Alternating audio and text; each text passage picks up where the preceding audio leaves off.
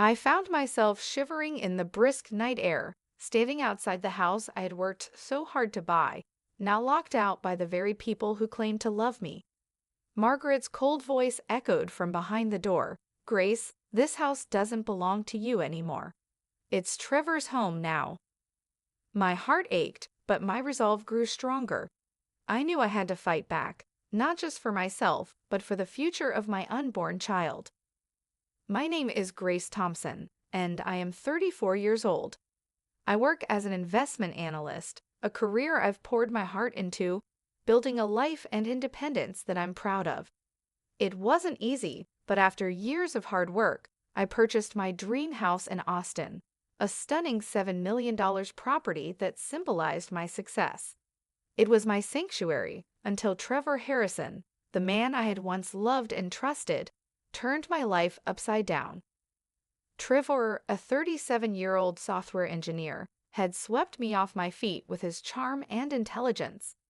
Our wedding day was beautiful and full of hope, but I never imagined the heartbreak that would follow. When Trevor's mother, Margaret, a 63-year-old retired college professor, began to interfere in our lives, everything changed. Margaret would visit unannounced, criticizing my choices and undermining my authority in my own home. "Grace, you really ought to redecorate," she'd say with a disdainful smile. "This house deserves a more refined touch." I tried to be patient, thinking I could handle her interference, but her criticisms became relentless. One evening, I approached Trevor to discuss boundaries. "Can we please talk about your mother?" I asked, hoping he would understand. "I feel suffocated in my own home." Trevor's response was dismissive. "Grace, she's just trying to help. Family comes first. You need to learn to get along with her." His words cut deep, and I realized then that he would never stand up for me.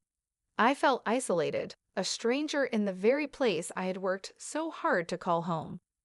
Things only got worse when Margaret decided to move in without asking me. One afternoon, I came home to find her unpacking her belongings. "I need to be here for my son," she announced as if it was the most natural thing in the world. My protests fell on deaf ears, and Trevor refused to intervene. My sanctuary was slipping away, and I felt trapped. Then, life threw me an unexpected curveball. I discovered I was pregnant. I thought the news would bring Trevor and me closer together, but Margaret's reaction was anything but joyful. "You'd better take care of yourself," she said coldly. "We can't afford any complications." Her indifference hurt, but Trevor's growing distance hurt even more. He barely acknowledged the pregnancy, and Margaret's control over our lives tightened. The breaking point came one evening after a long day at work. I returned home exhausted, only to find the door locked. I knocked, expecting Trevor to let me in, but Margaret's voice rang out instead. "Grace, unless you transfer ownership of this house to Trevor, you're not welcome here." My heart sank as I realized the depth of their betrayal. Trevor stood silently beside his mother, his expression blank. They threw my belongings onto the front lawn, and when I tried to reason with them, Trevor shoved me back. Tears streaming down my face, I picked up my things and left, feeling broken but determined. I knew I had to fight back. I reached out to my old friend Evelyn Carter, a brilliant attorney I had known since college. "Grace, we're going to make this right," Evelyn said firmly. "They can't take what you've worked so hard for." I moved in with my parents, grateful for their unwavering support. My father, a retired firefighter, and my mother, a nurturing homemaker, welcomed me with open arms. "You're not alone, Grace," my father reassured me.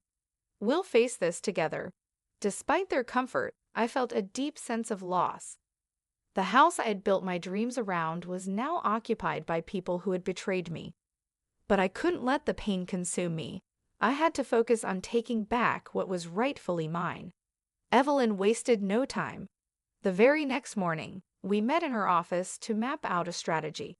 "First, we need solid evidence," she explained, her voice steady but resolute. "We need to prove the emotional and psychological abuse, as well as their attempts to coerce you into giving up the house. Her confidence lifted my spirits, and I felt hope for the first time in weeks. I began documenting every instance of manipulation and abuse. I detailed how Margaret had taken over my home, undermined my authority, and even invaded my privacy. One afternoon, I came home early from work to find Margaret rifling through my financial documents. "What on earth are you doing?" I demanded, my voice trembling with a mix of anger and disbelief. Margaret didn't even flinch. "I'm making sure everything is in order," she replied dismissively. "You're about to become a mother, Grace, and I need to know that you're prepared." The sheer audacity of her actions left me speechless. When I confronted Trevor, hoping he'd take my side, he merely shrugged. "She's just looking out for us," he said. I felt utterly betrayed. Evelyn helped me gather more evidence, including text messages and voicemails from Trevor and Margaret, as well as witness statements from friends who had seen firsthand how I had been mistreated. Each piece of evidence told a story of control and abuse, and I began to feel a fire of determination grow inside me. I wasn't just fighting for my home. I was fighting for my dignity and the well-being of my unborn child. Weeks passed, and the emotional toll was heavy, but I refused to give up. I kept a journal, documenting how the stress affected my pregnancy and my daily struggles. My parents remained by my side, reminding me of my strength and resilience. My father often said, "You're stronger than you think, Grace. You've already come so far." Finally, the day of the court hearing arrived. As I stepped into the courthouse, my nerves were on edge. Evelyn walked beside me, her presence a calming force. Across the room, Trevor and Margaret sat confidently, their lawyer whispering in their ears. They looked so sure of themselves, but I knew that the truth was on my side. The judge, a composed woman in her early 50s, called the case to order. Evelyn stood up first, laying out our case with precision. "Your Honor," she began, "my client, Grace Thompson, has been the victim of coercion, emotional abuse, and financial manipulation. We have evidence showing that her husband and mother-in-law conspired to force her out of her own home, endangering her well-being and that of her unborn child." Trevor's lawyer was quick to respond, trying to paint me as an unreasonable wife who had exaggerated her claims. "Grace is simply unwilling to compromise," he argued. "Her accusations are baseless, and she's attempting to gain control over shared assets." But Evelyn was prepared. She presented our evidence meticulously, from text messages where Margaret threatened to call the police on me if I didn't sign over the house, to witness statements from friends who had observed their manipulative behavior. She even highlighted Margaret's invasion of my privacy and the emotional impact it had on my pregnancy. The judge listened carefully, her expression neutral but engaged. Then it was my turn to testify. My hands trembled slightly as I stood, but I took a deep breath, remembering everything I had been through. "I married Trevor because I loved him," I began, my voice steady. "But I never imagined that his mother would move into my home and try to take control of my life. When I tried to set boundaries, I was dismissed and ultimately locked out of my own house while pregnant. This is about more than money or property. It's about the emotional abuse I endured and the safe environment I want for my child." Trevor's face reddened as I spoke, and I could see Margaret shifting uncomfortably in her seat. The judge seemed to take in every word, her gaze unwavering. When Trevor was called to the stand, he attempted to portray himself as a misunderstood husband caught in the middle of a conflict. "I only wanted to mediate between my wife and my mother," he claimed, though his voice lacked conviction. "Grace overreacted, and we tried to work things out as a family." Margaret followed, but her condescending tone did her no favors. "I only did what I thought was best for my son and future grandchild," she insisted. "Grace is prone to exaggeration, and she created unnecessary drama." Evelyn was relentless in her cross-examination. "Mrs. Harrison," she said, her voice firm, Do you think it's appropriate to lock a pregnant woman out of her home and demand she give up her property? Margaret hesitated, her confidence faltering. She tried to defend herself, but Evelyn's pointed questions exposed the holes in her story. The judge called for a short recess. I stepped outside with Evelyn, feeling both anxious and hopeful. "You're doing great," she reassured me, giving my hand a squeeze. "We have a strong case, and the judge is listening." After the break, we returned to the courtroom for closing arguments. Evelyn stood confidently, her voice resonating through the room. "Your Honor," she began, "Grace Thompson built a life for herself through hard work and dedication, only to have it torn apart by the people she trusted most. The evidence is clear. Margaret Harrison and Trevor Harrison manipulated, abused, and coerced Grace in an attempt to take what is rightfully hers. This case isn't just about property. It's about the safety and well-being of a mother-to-be who deserves to live free from fear and control." Trevor's lawyer attempted a final defense, emphasizing that family disputes are often complex and that I had overreacted to Margaret's well-meaning intentions. But the judge's expression remained stern, and I could sense that she was unconvinced. The moment had arrived for the judge's decision. She leaned forward, her gaze serious and commanding.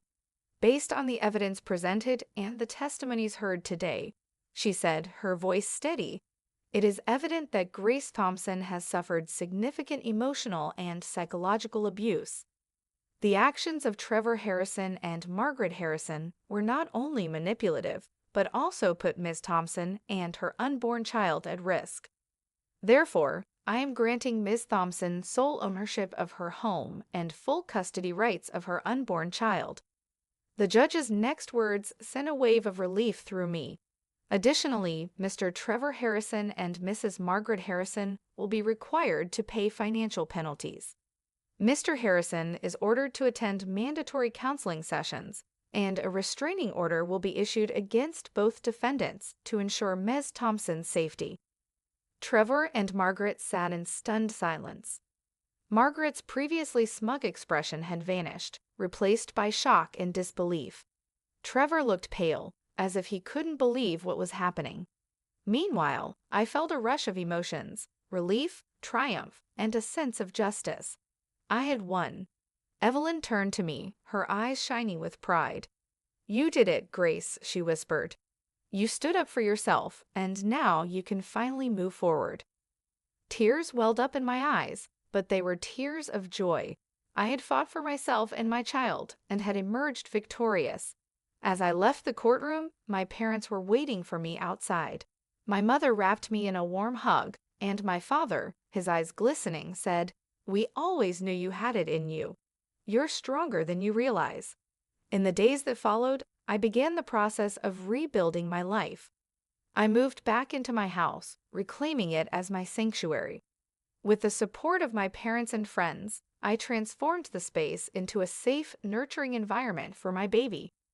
The walls that had once echoed with Margaret's criticism were now painted in calming colors, filled with warmth and love. Trevor and Margaret, meanwhile, faced the consequences of their actions. The financial penalties were significant, and Trevor's reputation suffered as news of the court case spread. Margaret's condescending demeanor had cost her respect within the community, and their influence over me had finally been broken. One afternoon, Evelyn visited me at home. We sat in the living room, now a space of peace and comfort, sipping tea as we talked about the future. "You've come so far, Grace," she said, her voice filled with admiration. "You've shown incredible strength." I placed a hand on my growing belly, feeling my baby move gently inside. "I've learned that I'm stronger than I ever realized," I replied, "and I want my child to grow up in a home filled with love and security." Evelyn's eyes sparkled with a playful glint. "So what's next? Any big plans for the future?" I smiled, thinking of the possibilities. "I want to keep growing in my career, maybe even start my own real estate consulting firm one day. But for now, I'm focused on being the best mother I can be." As the weeks went on, I prepared for the arrival of my child with a sense of excitement and hope. My parents were thrilled to become grandparents, and their love surrounded me like a protective shield. I no longer felt like a victim. I was a survivor, ready to embrace the future with strength and confidence. One evening, I sat in the nursery, gently rocking in the chair I had bought for late-night feedings. The room was bathed in soft, golden light, and I whispered to my unborn child, "You are loved, and you will always have a strong, brave mother who will protect you no matter what." I had come full circle, from feeling powerless and broken to standing tall and determined. The journey had been painful and full of heartbreak, but it had also transformed me into a woman who knew her worth.